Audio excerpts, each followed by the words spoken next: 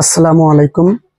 বাংলাদেশের বর্তমান রাজনৈতিক পরিস্থিতি বিশ্লেষণ করলে বোঝা যাচ্ছে যে আগামী জুনের মধ্যে নির্বাচন হবে। তো বিএনপির একমাত্র দাবি ডিসেম্বরে নির্বাচন চাওয়া। শুধু বিএনপির একটা দাবি মানলেই তো আর হবে না, তাহলে তো বুঝে যাবে যে ডক্টর ইউনূস বিএনপির পক্ষে, আর সরকার বিএনপি চালাচ্ছে। তাই কৌশলে আর কি ডিসেম্বর থেকে জুনের মধ্যে ঢুকিয়ে দেওয়া হয়েছে।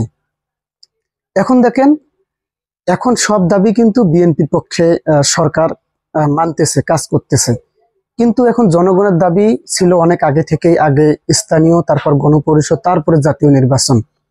তো আমরা এখন কি বলবো? এখন আপনারা তো সব দাবি বিএনপির পক্ষে নিলেন, সংস্কার থেকে শুরু করে ঐক্যমত কমিশন বলেন, যত জায়গায় আছে বিএনপির, রাষ্ট্রপতিকে অপসারণ থেকে বিএনপি সবখানেই ভেটো দিয়েছে এবং বিএনপির কথাই মেনেছে সরকার।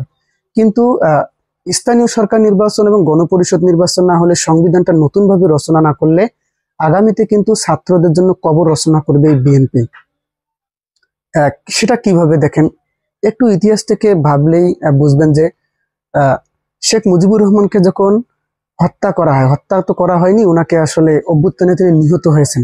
কিন্তু কয়েক বছর পর যখন শেখ হাসিনা ক্ষমতায় আসলেন, তখন সেটাকে হত্যা বলে চালিয়ে দিল এবং মেজর ডালিম বলেন বা যারা নেতৃত্ব দিয়েছেন তাদের বিচার কার্য সম্পন্ন করলো। কিন্তু এইবারে 24শে যে অভ্যুত্থানটা হলো, সেখানে যে বাড়িঘর বা বলেন যে আওয়ামী লীগের কিছু নেতাকর্মী, যাই হোক, এই ঘটনাটা যে ঘটলো, শেখ হাসিনা পালিয়ে গেল, এটাকেও কিন্তু আগামী কয়েক বছর পর হয়তো ওই সরকার যদি ক্ষমতায় আসে কোন রকম, মানে আওয়ামী লীগ সমর্থিত সরকার বা বিএনপি সরকারে বলেন না কেন, পিনাকি ভট্টাচার্য যেটা অভিযোগ করেছেন অনেক আগে থেকেই, বিএনপি আওয়ামী লীগ ঐক্য, যাই হোক, ওরা যদি ক্ষমতায় আসে, এখন তো আর বিচার করতে পারবে না, আগামী কয়েক বছর, ধরেন 20 থেকে 30 বছর পর, তখন মানুষ কিন্তু ইতিহাস ভুলে যাবে। আমরা কিন্তু একদিনে ইতিহাস ভুলে যাই।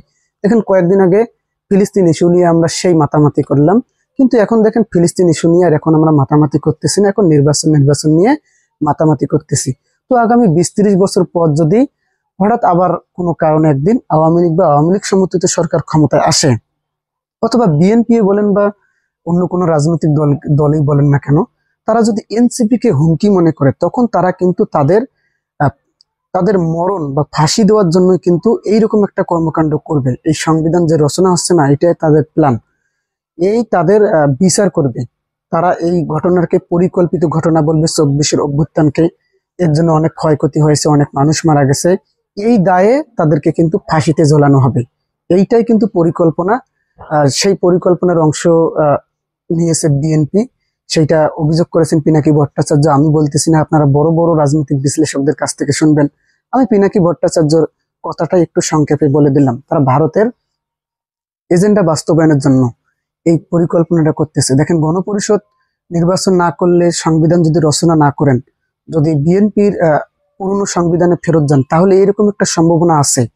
আর এখনই যদি সংবিধানটা রচনা করা হয়, তাহলে সেই সংবিধানে ছাত্রদের যে অভ্যুত্থান, সেই অভ্যুত্থানের কাহিনী লিপিবদ্ধ করা হবে এবং ছাত্রদেরকে ইতিহাসের মহানায়ক হিসেবে ঘোষণা দেওয়া হবে, যাতে আগামীতে কোনো সরকার ক্ষমতায় এসে আর ছাত্রদের ফাঁসিতে ঝোলানোর পরিকল্পনা বা অন্য কোনো বিচার কার্যক্রম করতে না পারে।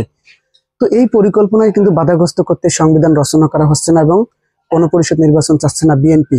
আপনারা কি চান, জাতীয় নির্বাচন, গণপরিষদ নির্বাচন, নাকি আগে স্থানীয় সরকার এবং গণপরিষদ নির্বাচন, নাকি আগে জাতীয় নির্বাচন? কোনটা চাচ্ছেন অবশ্যই কমেন্ট করে জানাবেন এবং আপনাদের বুদ্ধি খাটিয়ে কমেন্ট করবেন। ধন্যবাদ। আসসালামু আলাইকুম।